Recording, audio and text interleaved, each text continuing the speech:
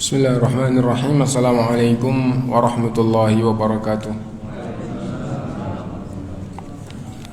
Innal hamdalillah nahmaduhu wa nasta'inuhu wa nastaghfiruh wa na'udzu billahi min shururi anfusina wa sayyiati a'malina. Man yahdihillahu fala mudilla lahu wa man yudlil fala hadiya lahu. Wa asyhadu an la ilaha illallah wahdahu la syarika lahu wa asyhadu anna Muhammadan abduhu wa rasuluh. Ya ayyuhalladzina amanu taqullaha haqqa tuqatih wa la tamutunna illa wa antum muslimun. Ya ayyuhan nasu taqu rabbakumul ladzi khalaqakum min nafsin wahidah wa khalaqa minha zawjaha wa batha minhuma rijalan katsiran wa nisaa'a. Wattaqullaha alladzi tasaaluna bihi wal arham innallaha kana 'alaikum raqiba. Ya ayyuhalladzina amanu taqullaha wa qulu qawlan sadida yuslih lakum a'malakum wa yaghfir lakum dhunubakum wa man yuti'illaha wa rasulahu faqad faza fawzan 'azima. Amma ba'du fa inna asdaqal hadithi kitabullah wa khairal hadi hadi Muhammadin sallallahu alaihi wasallam wa syarral umuri muhdatsatuha wa kullu muhdatsatin bid'ah wa kullu bid'atin dhalalah wa kullu dhalalatin finnar.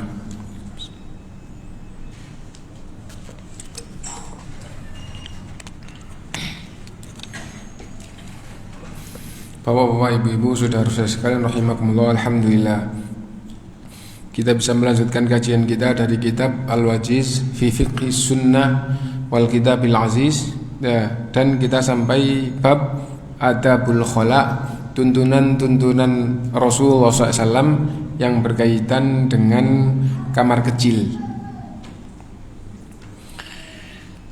Sebelum kita mulai, pernah pada pertemuan yang lalu kita sampaikan bahwa sesungguhnya Islam itu sempurna. Permasalahan agama semuanya, mulai yang dianggap oleh manusia paling rendah sampai yang paling agung, semuanya telah dijelaskan di dalam Islam. Apa yang di hadapan Allah baik, semua telah diperingatkan di dalam Islam. Apa yang di hadapan Allah jelek. Sampai Rasulullah SAW bersabda, tidak ada sedikit pun amalan yang mendekatkan diri ke surga, yang mendapatkan pahala gitu, kecuali telah diperintahkan, dan tidak ada satupun hal yang jelek, yang dosa sekecil apapun, kecuali juga telah diperingatkan. Jadi intinya bahwa semua masalah, mulai yang paling kecil sampai yang paling besar, itu telah sempurna dijelaskan di dalam Islam. Karena itu Islam itu sudah sempurna. Yang tidak diajarkan oleh Rasulullah SAW, maka itu tidak termasuk Islam, tidak termasuk ajaran di dalam Islam. Al-yawma akmaltu lakum dinakum wa atmamtu alaikum nikmati wa raditu lakumul Islam madina. Pada hari ini telah aku sempurnakan bagimu agamamu. Aku telah sempurnakan nikmatku ini sebagai agama untukmu, dan aku ridho Islam ini sebagai agamamu. Dan Rasulullah SAW bersabda, alaikum bisunnati wa sunnatil khulafa'ir rasyidin al-mahdiyyin min ba'di. Kalian harus tuntunanku dan para rasyidin yang mereka itu mendapatkan hidayah setelahku. Addu 'alaiha bin nawajid, gigitlah sunnahku dan sunnah khulafa'ur rasyidin, khalifah-khalifah yang mendapatkan hidayah setelahku itu dengan gigi geraham. Wa iyyakum wa muhdatsatil umur, dan jauhi perkara agama yang diada-adakan. Tidak ada ajarannya di zaman Nabi SAW, jauhi. Kenapa? Fa inna kulla muhdatsatin bid'ah. Semua urusan agama yang diada-adakan adalah bid'ah. Wa kulla bid'atin dhalalah, dan semua bid'ah itu tersesat. Gampangnya urusan agama kita hanya disuruh ngikut yang sudah diajarkan oleh Rasulullah. Tidak boleh buat sendiri, nggak boleh buat sendiri itu. Nah, dan Imam Malik rahimahullah gitu. Dan Imam Malik itu imam nomor 1 di zamannya dan dijuluki Imamu Daril Hijrah, imam negeri hijrah, negeri Madinah. Ya, dan dalam 4 mazhab dia yang kedua, Imam Abu Hanifah, yang kedua Imam Syafi'i, Imam Malik, dan Imam Syafi'i itu muridnya, terus akhirnya jadi imam besar juga, kemudian Imam Ahmad. Nah, Imam Malik berkata, "Malam yakun yauma idzin dinan fa innal yauma laisa dina." Yang di zaman Nabi tidak diajarkan di dalam agama, di zaman kita, di zaman generasi masih di abad kedua, adapun generasinya sudah generasi ketiga. Imam Malik generasi ketiga, tabi'un tabi'in. Sahabat generasi pertama, tabi'in generasi kedua, Imam Malik tabi'un tabi'in. Ya. Adapun tahunnya masih di abad kedua, belum genap 200. Nah, malam yakun yauma idzin dinan, yang di zaman Nabi tidak diajarkan di dalam agama, fa innal yauma laisa dina, di zaman kita itu bukan termasuk agama. Nah, itu baru di generasi terbaik yang disebutkan oleh Rasulullah sudah dinasihatkan seperti itu. Nah, terus Salman Al-Farisi, sahabat Rasulullah SAW yang diberi umur panjang oleh Allah Ta'ala. Jadi dia di Persia, di daerah Iran dan sekitarnya. Nah, itu sudah sampai ngikut mengabdikan dirinya ke 5 pendeta. Pendeta pertama, pendeta kedua meninggal, pindah ke pendeta ketiga, meninggal, pindah ke pendeta keempat, meninggal, pindah ke pendeta yang kelima. Sebelum meninggal berkata, setiap mau meninggal, mulai dari pendeta pertama, nah, sepertinya engkau sebentar lagi mau meninggal. Mulai dari pendeta pertama kayak gitu. Kepada siapa aku harus mengabdikan diriku kalau kamu meninggal? Nah, itu ya. Jadi pelayannya, jadi pokoknya mengabdikan dirinya ke pendeta itu. Nah, pendeta yang kelima ini, aku sudah tidak tahu lagi di muka bumi ini orang yang sepertiku. Tapi di hari-hari ini sudah waktunya Rasul yang terakhir itu diutus. Siapa itu? Tidak tahu. Tapi ditunjukkan sifatnya, ditunjukkan tanda di dalam badan, di fisiknya, di badannya tanda kenabian, ditunjukkan daerahnya. Oh, tanda-tandanya ditunjukkan, terus ditunjukkan daerahnya. Daerahnya daerah banyak unta, banyak kurma. Tidak mengenal daerah banyak unta, daerah banyak kurma itu di mana, gitu. Dan setelah pendeta meninggal, akhirnya Salman Al-Farisi ini di daerahnya sana akhirnya punya sapi cukup banyak, gitu. Nah, sekali waktu menjumpai kafilah rombongan bawa unta.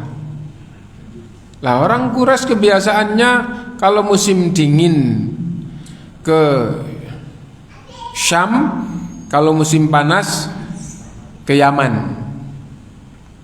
Kenapa kalau musim panas ke Yaman? Karena di Syam di musim panas itu sering salju. Kok kebalik ya? Karena kenapa kalau musim panas ke Yaman? Di Yaman tidak terlalu panas sehingga aktivitas masih banyak. Tapi kalau musim dingin salju. Nah, iya. Nah, karena itu datangnya ke mana tadi? Ke Syam ya. Itu di musim panas. Lah, kalau ke Yaman musim dingin, kenapa di Yaman nggak salju? Di Yaman musim dingin nggak salju. Musim dingin aktivitas banyak, gitu ya. Nah, Mekah dan sekitarnya gersang, gitu, nggak tumbuh di Mekah. Kalau dia agak jauh sedikit Taif subur, tapi sesubur-suburnya tidak seperti makmur, tidak seperti di daerah lain. Akhirnya kebiasaan orang Mekah li'ila fi Quraisy ila fihim rihlatash shita'i was-shaif. Nah, itu sampai ke Irak, sampai ke sana, gitu ya. Beberapa bulan baru pulang. Nanti di Mekah berapa lama, berapa bulan, terus musim dingin musim panas mau tiba. Nah, ya itu. Nah, Intinya bahwa akhirnya Salman Al-Farisi menjumpai kafilah yang membawa unta. Akhirnya itu bertemu dan ngomong-ngomong, terus akhirnya loh, kami dari daerah yang banyak kurma, banyak unta. Nah itu akhirnya minta dibawa ke sana dan upahnya adalah sapi-sapi itu. Wah, tambah seneng ya. Cuma dibawa tok terus dapat, mereka bepergian untuk mendapatkan rezeki, terus ini hanya itu, yang penting angkut dia sampai di daerah itu, nanti dia tinggal dilepas gitu aja. Nah dia kafilah ini mendapatkan upah kayak gitu. Ternyata Salman akhirnya di Madinah itu jadi budak. Nah gitu ya. Nah kemudian beberapa tahun setelah itu mendengar ada yang hijrah dari Mekah ke Madinah dan itu mengaku jadi nabi, dan dalam waktu yang singkat dikerumunin banyak orang karena mendengar mengaku jadi nabi. Wah, dia bagaimana bisa berusaha bertemu. Nah, dan salah satu sifatnya yang diceritakan oleh pendeta tadi itu, nabi ini tidak mau makan sedekah, tapi kalau hadiah mau. Dan nabi ini ada tanda kenabian Muhammad Rasulullah di punggungnya. Nah itu. Dan sifat-sifat lain itu ya. Nah akhirnya sekali waktu berkesempatan membawa kurma, bertemu, dan akhirnya Rasulullah dikerumunin para sahabat. Kemudian Salman datang, wahai Muhammad, ini sedekah untukmu. Ternyata Rasulullah SAW menjawab, wahai para sahabat, makanlah kurma ini sedekah. Darinya sesungguhnya aku tidak boleh makan sedekah. Pas dengan cerita pendeta. Akhirnya pada suatu waktu lagi berkesempatan gitu akan memberi hadiah, bukan sedekah. Wahai Muhammad, ini ya tentu kisah itu tidak langsung gitu, tapi riwayatnya ini cuman diambil itu gitu ya. Bisa jadi ikut bermajelis, bisa jadi ya, tapi juga tidak diceritakan. Nah, wahai Muhammad, ini hadiah untukmu. Dimakan oleh Rasulullah, kemudian dibagikan kepada yang lain. Mau makan hadiah. Lalu yang terakhir adalah tidak ada yang ngerti. Salman kepingin mengetahui dari belakang Rasulullah SAW bagaimana itu tanda kenabian yang disebutkan oleh pendeta itu. Dan Rasulullah SAW faham, mungkin dapat wahyu atau dapat ilham atau diberitahu oleh malaikat. Akhirnya Rasulullah menggerakkan pakaiannya yang akhirnya punggungnya kelihatan, dan akhirnya Salman melihat. Dan Rasulullah SAW juga tidak dengan sengaja menunjukkan ini tidak kayak gitu, tapi seolah-olah tidak ngerti tapi menggerakkan bajunya ya. Tapi Rasulullah faham gitu ya. Nah akhirnya Salman melihat, dan akhirnya ketika itu mengikrarkan itu 2 kalimat syahadat, masuk Islam, dan akhirnya jadi sahabat. Dan waktu perang Khandaq di Madinah itu adalah usulan dari Salman Al-Farisi. Dan setelah Rasulullah SAW meninggal, akhirnya dia meninggalkan negeri ini jauh dan bertemu orang Yahudi. Lalu orang Yahudi itu mengatakan, wahai Salman, aku dengar nabimu mengajarkan segala hal, sampai urusan buang air itu diajar oleh nabi ya. Lalu Salman radhiyallahu an menjawab, iya, semua diajarkan oleh Rasulullah SAW. Di dalam masuk berdoa, kalau mau keluar berdoa, terus dijelaskan sampai terheran. Hanya masalah buang air, tapi ajarannya sangat banyak. Nah itu intinya bahwa bab buang air itu adalah termasuk ajaran Islam yang sangat penting. Dan sebelum kita baca juga ada faedah bahwa doa ketika masuk kamar kecil itu bismillah dengan nama Allah gitu ya, dan diteruskan ya. Dan orang itu apabila betul-betul menyebut nama Allah dan hatinya itu adalah ibadah untuk mendapatkan berkah. Dan berkah itu apa? Al barakatu al khairul katsirul mustamir. Barokah itu adalah kebaikan yang banyak dan tidak terputus. Nah, kalau orang itu mau melakukan sesuatu membaca bismillah dengan jiwa mengharap berkah, maka disebutkan di dalam doa Rasulullah SAW yang dituntunkan untuk dibaca setiap pagi dan sore, siapa yang membaca bismillah tidak akan memadorotkannya apapun di langit maupun di bumi. Bismillahilladzi la yadurru ma'asmihi syai'un fil ardi wala fis sama. Bismillah, dengan nama Allah. Apabila orang itu menyebut nama Allah untuk ibadah mendekatkan diri dan jiwanya mengharap berkah, gitu. La yadurru ma'asmihi syai'un fil ardi wala fis sama. Tidak akan ada yang memadorotkannya apapun di langit apapun di bumi. Artinya apa? Dia terlindungi dari segala kemadorotan. Nah, sekarang doa masuk kamar kecil. Bismillah, kelanjutannya apa? Allahumma inni a'udzubika minal khubuthi wal khaba'ith. Ya Allah, aku berlindung kepadamu dari kekejian laki-laki dan perempuan. Keji kok pakai laki perempuan? Keji kan sifat jelek. Ya, maksudnya keji di sini adalah setan dari kalangan jin. Setan dari kalangan jin. Aku berlindung kepadamu dari setan dari kalangan jin, baik laki maupun perempuan. Dan Rasulullah SAW bersabda, yang menghalang-halangi aurat anak Adam tatkala masuk kamar mandi dari jin adalah ucapannya bismillah, gitu ya. Sehingga apabila dia masuk tidak dilihat. Kenapa? Karena ada penghalang, gitu ya. Nah, dan maksudnya ini kita sambung dengan apa yang saya pelajari dan apa yang saya dapatkan. Salah satu syekh yang ngajar dulu dari aslinya dari Palestina tapi lama di Saudi, terus jadi salah satu pengajar, mengatakan bahwa, dan dia orang yang gampangannya itu kalau ada orang yang kesurupan dibawa ke dia dibacakan Quran itu gampang selesai, gitu ya. Tapi dia tidak mau dipanggil, tidak mau dia. Pokoknya intinya dia tidak kepingin dikenal orang. Jadi, tapi kalau ada orang yang kayak gitu ya, kalau nggak diruqyah ya kasihan, gitu. Gampangnya begitu. Nggak kepingin terkenal, nggak kepingin gitu. Kenapa? Karena gampang timbul fitnah. Apa timbul fitnah? Orang nanti akan mengkultuskan dan itu membuka pintu kesyirikan.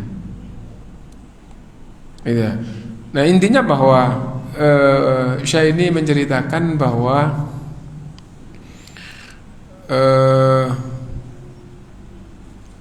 jin itu senangnya adalah di kamar mandi. Terus Syekh yang kedua itu dari Mesir, mengatakan lebih jelas lagi, kalau kamu menelusuri umumnya orang yang kesurupan, insya Allah kebanyakan mulainya dari kamar mandi. Ngomongnya itu yang dari Mesir kayak gitu. Jadi ada orang kesurupan, terus coba sih ini sebelumnya gimana, hasilnya gimana, itu secara umum mulanya dari kamar kecil, kamar mandi, atau ada WC-nya juga di situ. Intinya bahwa kamar kecil, karena doanya kamar kecil kayak itu. Dan doanya Rasulullah seperti apa? Seperti itu.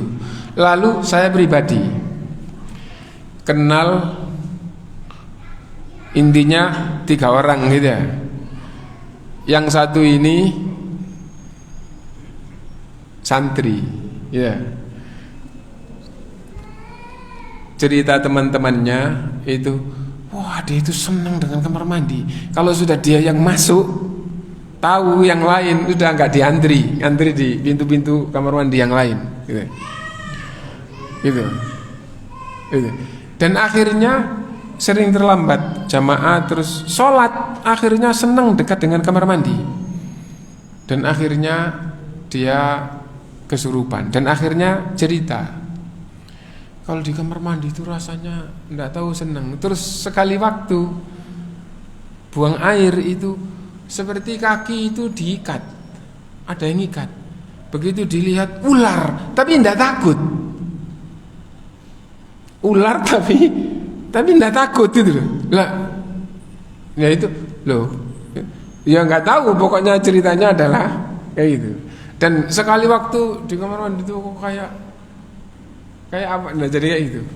Nah, dan intinya akhirnya kesubuhan. Ini yang pertama. Yang kedua, ada lagi. Gitu. Bahkan anak ini subhanallah pintar sebenarnya gitu ya.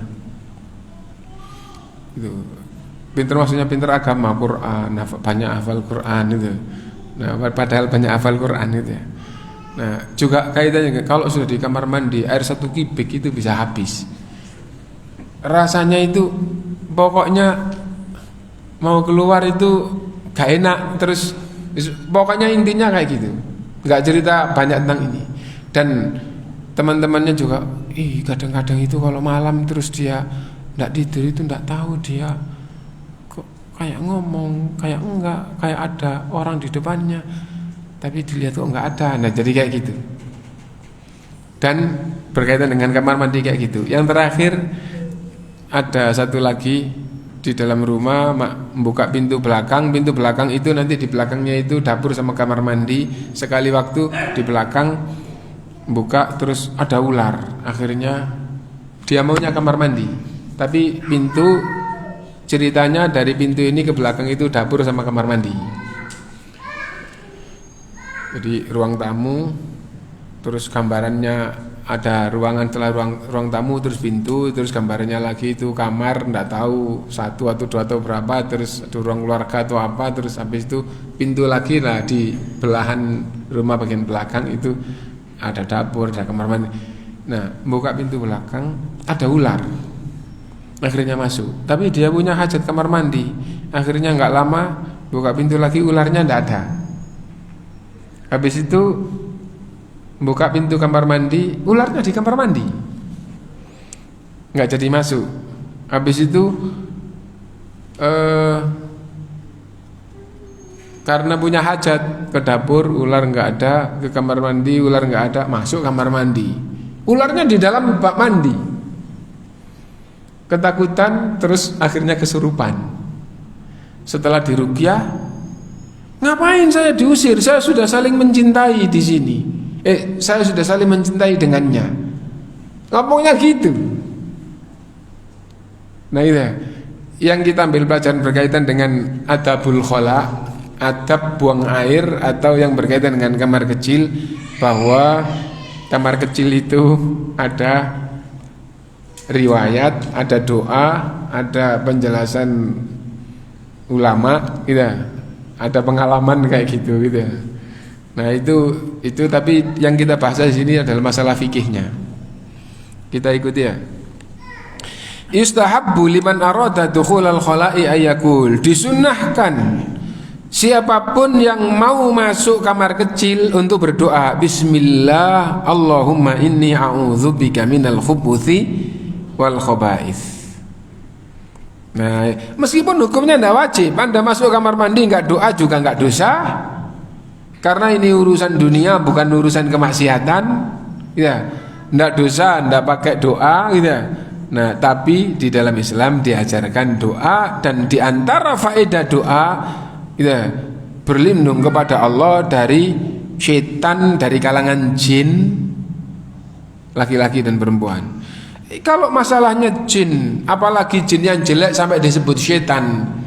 Mau di luar kamar mandi, mau di dalam kamar mandi, mau baca Quran, diperintah a'udzubillahi minasyaitonir rajim. Tapi kenapa? Ini mau masuk kamar mandi kok doanya bismillah, Allahumma inni a'udzubika minal khubuthi wal khaba'ith. Kita tidak tahu rahasia Allah SWT, tapi paling tidak sedikit-sedikit yang ada dalilnya bisa difahami, ada kisah dari orang yang terpercaya, ada kisah yang diketahui, itu jadi pelajaran. Nah itu yang kita inginkan gitu. Nah karena itu meskipun doa ini tidak wajib, maka jangan sampai masuk kamar mandi itu tidak doa. Kenapa? Ini ajaran Islam. Satu, yang kalau kita lakukan pasti dapat pahala. Yang kedua, dari sisi maknanya kita minta perlindungan kepada Allah dari syaitan laki dan syaitan perempuan. Yang ketiga, dari kisah-kisah tadi mudah-mudahan kita terhindar. Nah itu.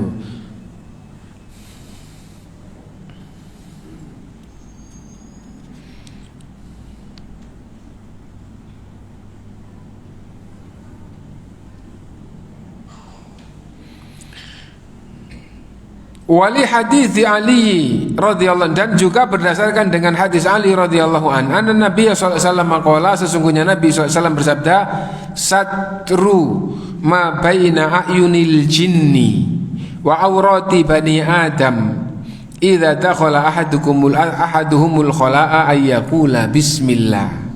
Satru, penghalang, tabir, satir penghalang atau tabir, ma baina ayunil jin, yang menghalang-halangi mata jin, wa aurati bani adam, dan aurat anak Adam, idza dakhalal khala, apabila masuk isi, adalah doanya bismillah. Nah, iya. Yang kedua, wa yustahabbu idza kharaja ayyakula ghufranaka, li hadits Aisyah radhiyallahu anha qalat kana Nabi sallallahu alaihi wasallam idza kharaja minal khala'i qala ghufranaka. Yang kedua, kalau keluar doanya adalah ghufranaka. Satu kalimat. Kalau pakai bahasa Indonesia maksudnya satu kalimat sambung, itu bahasa Indonesia kan satu kata gitu ya. Nah itu ghufranaka, tapi kalau bahasa Arab ini itu sudah satu kalimat sempurna. Ghufranaka karena artinya satu kalimat sempurna. Apa artinya? Ya Allah, aku mohon ampunanmu. Itu artinya itu. Loh, hadis yang diajar apa? Doa yang diajarkan alhamdulillah alladzi azhaba 'anil adza wa afani itu ya. Ternyata itu tidak sahih. Apabila ada hadis sahih, ada hadis yang tidak sahih dalam bab yang sama, maka yang dipakai harus yang sahih. Nah itu tidak ada khilaf di kalangan ulama apabila sudah jelas itu. Nah adapun apabila orang nggak percaya, diperintah untuk meneliti. Masa saya sudah tersebar sangat terkenal kok nggak sahih. Ya, seandainya kayak gitu ya silahkan meneliti, merunut hadis sampai dari kalangan ahli hadis di zaman perawi hadis, misalnya Imam Bukhari, Imam Muslim, Imam Abu Dawud, nah silahkan.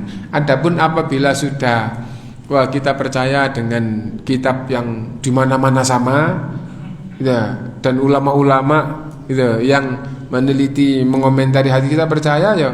Kita kalau sudah dikasih tahu, oh jelas kita buka hadis di sini, yang ini sahih, yang ini dhaif. Kalau gitu ya kita tinggal ikut yang sahih.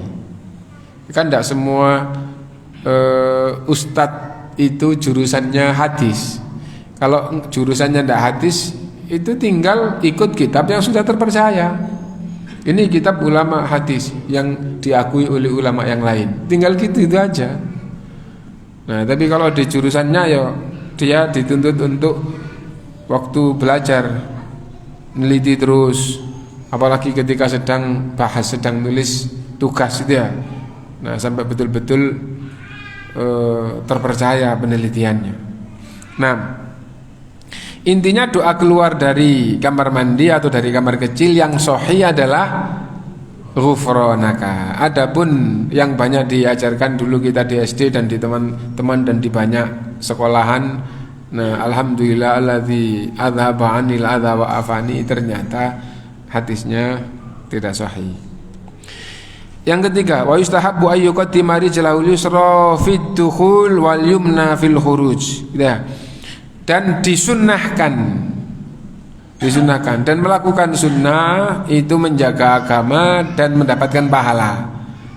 Gitu ya. Nah, jadi menjaga agamanya sendiri dapat pahala, itu dan ngikutin tuntunan. Kenapa? Karena kalau orang itu terus mendahulukan kaki kiri dengan pemahaman ini sunnah, maka akhirnya agama itu terjaga, mendapatkan pahala dan mendapatkan pahala karena mengamalkan, gitu ya. Nah, dan kalau keluar mendahulukan kaki kanan, gitu ya. Yang keempat, wa idza kana fil fadha ustuhibba lahul ib'ad hatta la yura. Apabila di tanah terbuka, di sawah, di tegalan, di apa gitu ya, maka harus menjauh dari orang sampai diyakini atau difahami insya Allah tidak terlihat siapapun. Jadi misalnya di sini ada orang kerja di sawah atau di tempat terbuka itu ya, terus ada gundukan atau ada tebeng atau ada apa, terus langsung di sini. Dan nanti kalau dia jalan ke sana kelihatan. Ya kalau gitu jangan di situ. Jadi harus menjauh sampai difahami gitu. Mesti secara umum sesuai dengan pemahaman, tidak akan ada orang lewat dekat sini, tidak ada. Nah, jadi diperintah kayak gitu. Kenapa? Karena ini layaknya adalah di tempat yang tidak diketahui siapapun, itu baik orangnya yang sedang beraktivitas membuang kotoran ini atau kotorannya atau baunya. Dan ada hadis tentang laknat Allah SWT tatkala orang itu buang air di teduhan atau di jalanan orang. Ya. Nah itu. Kenapa? Ya karena nanti orang akhirnya jadi bau, atau enggak bau, nanti akhirnya orang itu jadi kena kotorannya. Nah, sampai dapat laknat. Karena itu diperintah menjauh. Nah,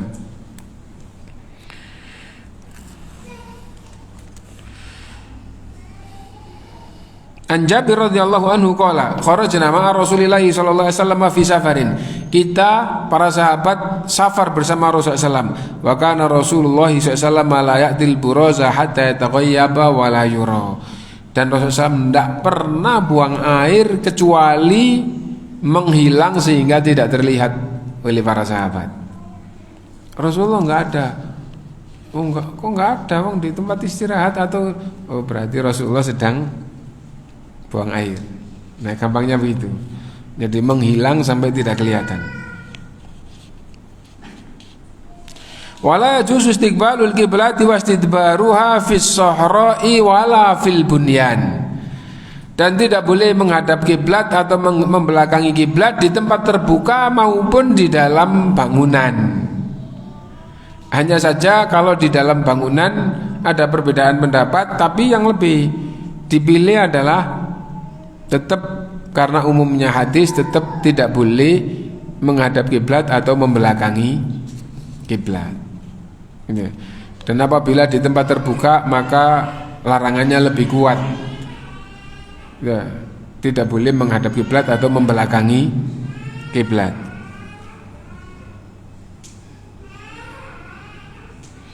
An Abi Ayyub Al-Ansari, dari Abu Ayyub Al-Ansari radhiyallahu an, ani Nabi sallallahu alaihi wasallam qala, "Idza ataitumul ghaita fala tastaqbilul qiblata wala tastadbiruha."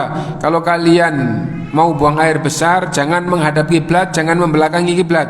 Walakin syarriqu au gharibu, akan tetapi menghadap ke timur atau ke barat karena di Madinah. Ya, kalau di Indonesia ya akan tetapi menghadaplah ke selatan atau ke utara. Gitu ya. Qala Abu Ayyub, lalu Abu Ayyub berkata setelah menyampaikan hadis ini, faqadimna Syam, lalu kita datang ke Syam. Ya, dan Syam itu Irak dan sekitarnya, dan itu negeri yang sangat makmur gitu ya. Fawajadna marahidha qad buniyat nahwal Ka'bah. Kita menjumpai WC-WC atau kamar-kamar kecil. Ya, tapi ini marahid ya, WC-WC, kloset-kloset ya, dibangun menghadap Ka'bah. Loh, kok hadap sana? Orang sholat hadap sana, orang kayak gini hadap sana gitu. fananharifu anha wa nastaghfirullah ta'ala, maka kita rubah dan kita beristighfar kepada Allah Subhanahu wa taala. Nah itu yang diambil pelajaran, kloset itu di dalam bangunan ya. Nah sahabat ini menjumpai kayak itu, tetap akhirnya dirubah. Nah, wa yahrumut takhalli fi tariqin nasi wa fi dhillihim, haram buang air di teduhan. Di teduhan maksudnya apa? Oh ini ada jalan setapak, terus tidak jauh dari situ ada pohon rindang. Nah, wah itu gampang dijadikan teduhan orang yang sedang safar, gitu. Atau jelas-jelas ada bekas atau ada tempat untuk duduk-duduk di bawah pohon atau di bawah naungan. Ya. Nah, jadi wah ini ada bangunan tua, gitu. Terus bawahnya ini kok kayak enak buat duduk dan masih rapi, berarti itu biasa dipakai duduk orang, ndak boleh buang air dekat situ. Gitu ya. Nah intinya itu. Jadi wafi thariqinas, dan di jalanan orang. Yang dibahas di jalanan orang maksudnya adalah awal maksudnya itu, kecuali di daerah yang sangat kurang ajar ya. Awal pembahasannya adalah di gunung, di hutan, di rawa-rawa, terus ada jalan setapak, ya. Nah, tidak boleh buang air dekat-dekat itu. Adapun di jalan raya, mana ada orang buang air di jalan raya, gitu. Ada. Ah itu yang kurang ajar tadi itu. Nah, pembahasan awal itu yang dimaksud fitorikin nasi wa fi dhillihim itu ya itu di zaman dulu kayak itu, di zaman sekarang itu ya kayak di gunung itu banyak jalan setapak gitu ya. Nah jangan buang air dekat-dekat gitu, apalagi buang air besar gitu ya. Nah itu, atau di hutan, kita masuk hutan itu, oh ini ada jalan setapak, di situ ada jalan setapak belok ke sana. Nah itu kalau ada jalan setapak itu mesti umumnya orang jalan mesti jalan di situ. Nah itu. Nah nanti kalau dibantah orang, loh kok mana ada orang buang air terus di teduhan orang misalnya di halte, ya sudah pastilah nggak ada. Mana ada orang buang air di jalan raya, ya sudah pastilah nggak ada. Gitu. Kalau orang itu kurang ajar ya tetap masuk babnya, tapi pada pembahasan awal itu ya bukan yang kayak gitu, tapi yang kita ceritakan tadi itu. Nah, dan ini pembahasan yang ulama sekarang banyak yang berpemahaman gitu. Dan terakhir yang saya dengar itu ulama di Madinah, majelisnya didatangi banyak itu dari luar itu ya. Nah, dan salah satunya menyebut masalah ini, wa yakrahu ayyabula fi mustahimmihi, dan dilarang meskipun hukumnya makruh kencing di tempat mandi. Lalu Syekh Utsaimin namanya itu, yang seandainya sekarang kepingin mendengar majelisnya itu masih yang langsung juga ada terus, yang rekamannya juga ada terus di YouTube gitu. Di websitenya khusus itu juga ada, di websitenya muridnya juga ada gitu ya. Nah itu menyampaikan adapun ini itu di zaman Nabi gitu ya. Di zaman sekarang gitu, buang air di kamar mandi, bahkan di sini ini kencing ya. Wa yakrahu ayyabula, dan dilarang meskipun hukumnya hanya makruh kencing fi mustahimi, di tempat mandi.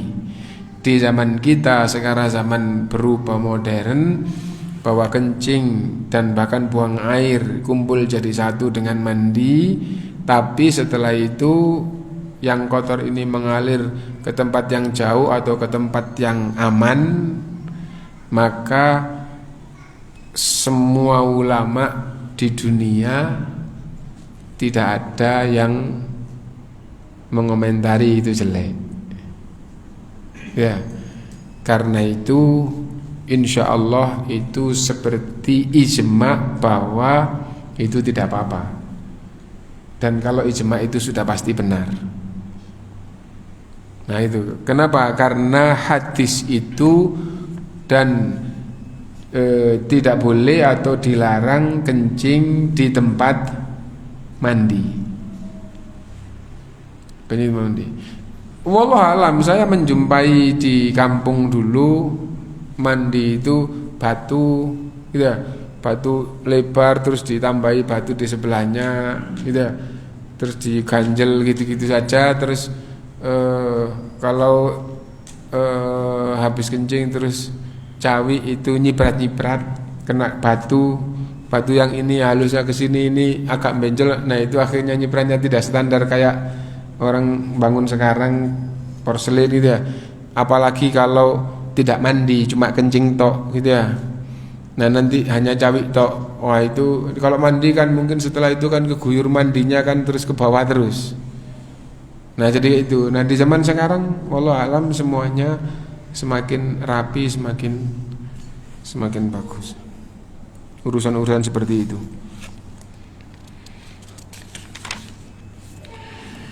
Adapun dalilnya naha Rasulullah SAW ayyam tashito ahaduna kulla yaumin aw yabula fi mustahimmihi.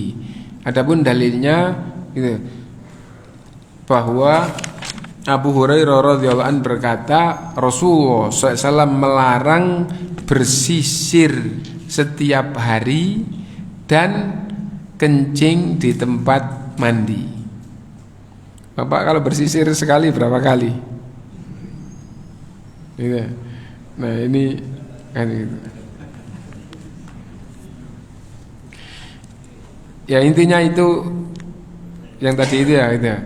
Yang ke-9, wa yahrumul baulu fil ma'ir raqid. Haram kencing di air yang tidak mengalir. Ya, haram kencing di air yang tidak mengalir. Nah itu, misalnya telaga,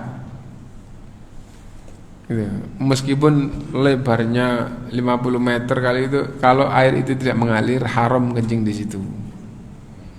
Tapi kalau orang itu di dalam sungai, airnya ngalir, tidak apa-apa. Bagaimana kalau di laut? Kalau di laut tidak apa-apa. Buang air di laut nggak apa-apa. Semua kotoran dialirkan ke laut itu tidak apa-apa. Itu tidak haram di dalam Islam.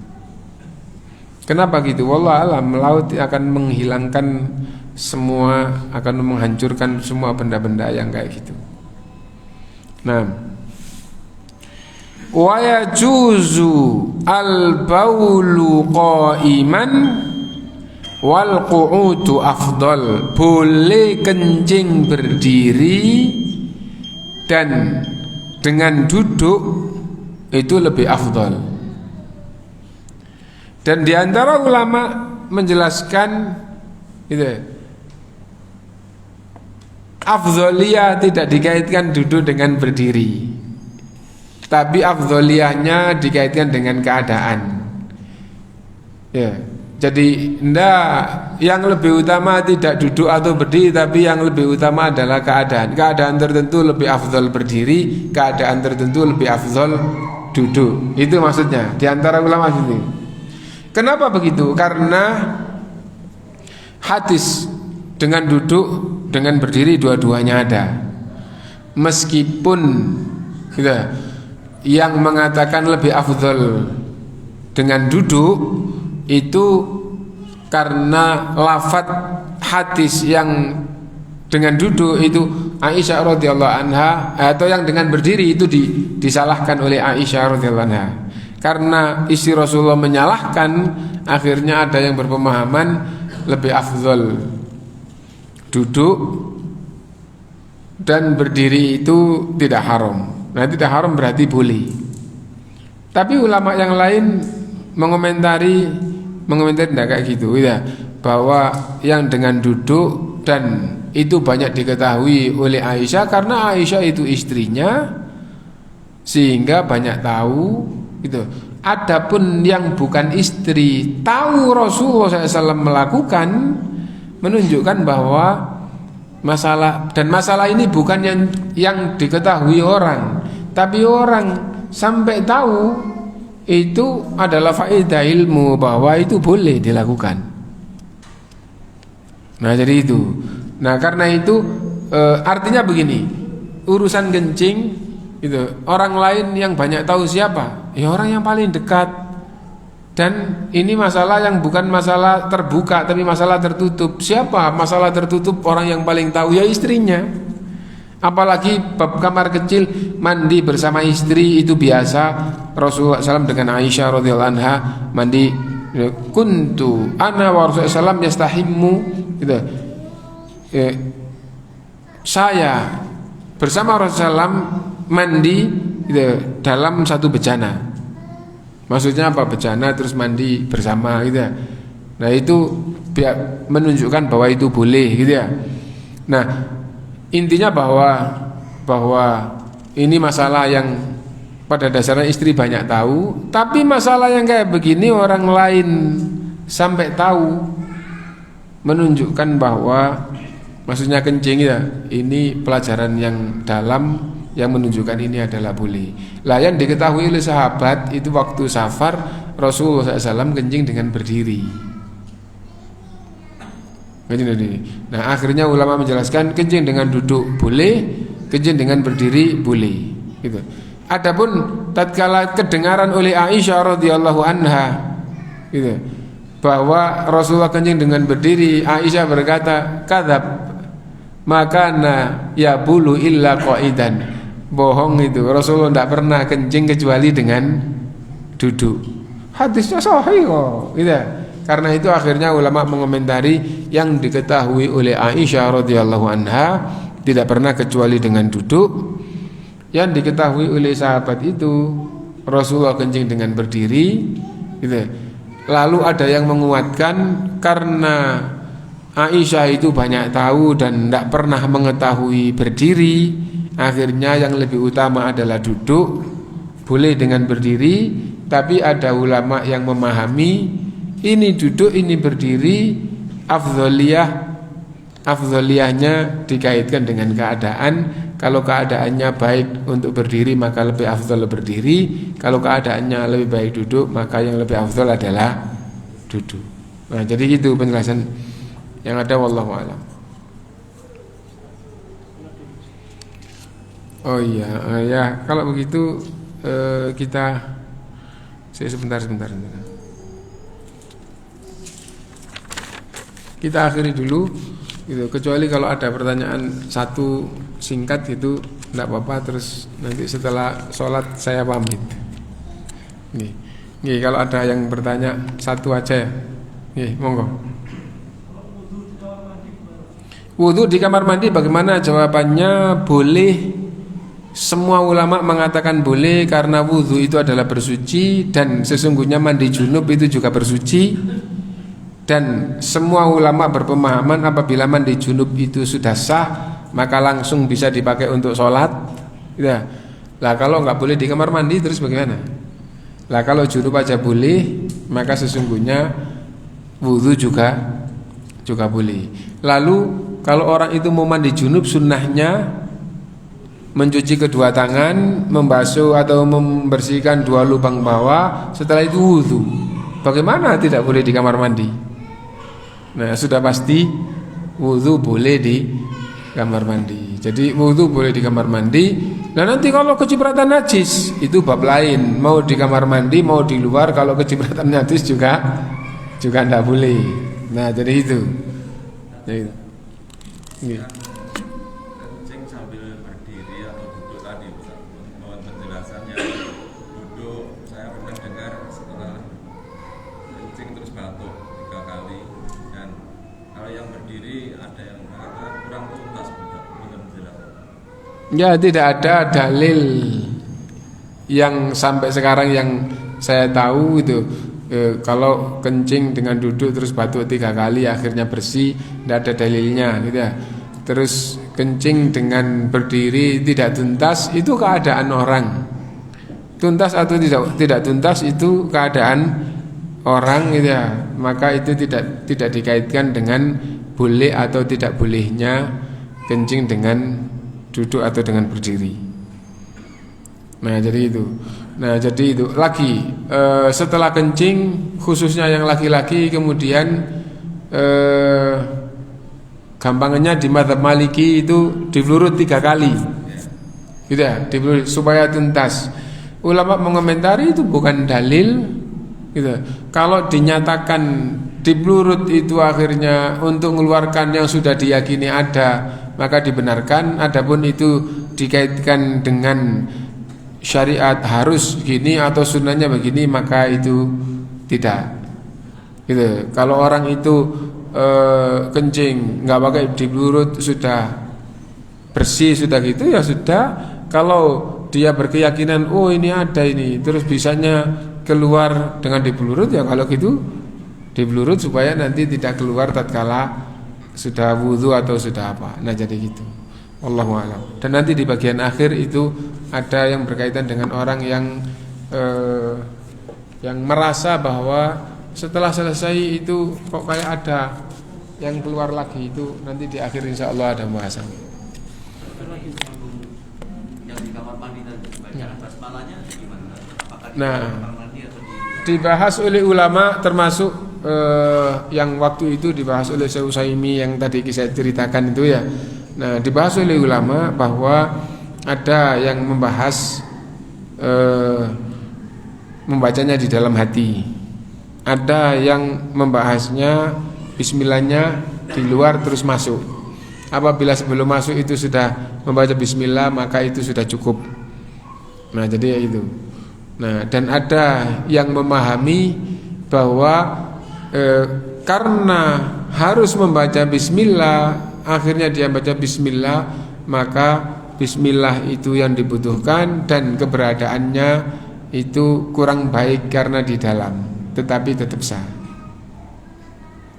Nah, jadi itu diantara pembahasan tentang bagaimana bismillah di dalam kamar mandi gitu. Jadi kalau seandainya kita sudah mau wudu, nggak pakai kencing, nggak pakai gitu, yang paling bagus bismillah masuk terus wudu. Mau mandi kalau sudah nggak pakai buang air ya, yang paling bagus ya bismillah di luar, nah terus masuk terus mulai wudu terus mandi gitu ya. Nah, adapun apabila tidak langsung kayak gitu, kita sudah di dalam ya, wallahu alam ngikut bismillah yang di dalam hati, dan ada yang bismillah di dalam, ada yang bismillahnya tidak di dalam hati. Nah, bismillahnya adalah kebutuhan dan keberadaannya itu yang kurang baik karena nah, artinya ada orang yang melakukan kebaikan tapi mengandung hal yang kurang baik dari sisi tempatnya. Wallahu a'lam. Subhanakallahumma bihamdika asyhadu an la ilaha illa anta astaghfiruka wa atubu ilaik. Walhamdulillahirabbil alamin. Assalamualaikum warahmatullahi wabarakatuh.